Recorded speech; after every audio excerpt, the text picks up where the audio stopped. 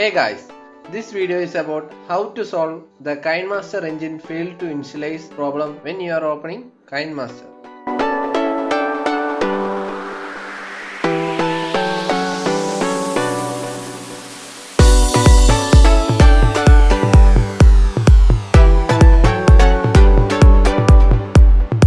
For that, you need to download an app called Clone app from Play Store, which have the same function of parallel space app.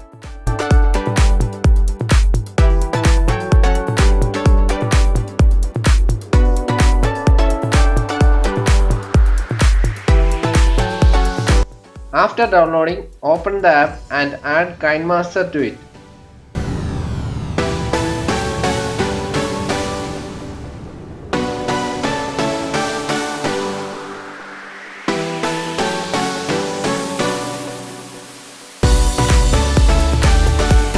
After installing the Kinemaster in this app, open the Kinemaster. This will work properly and the problem will be solved.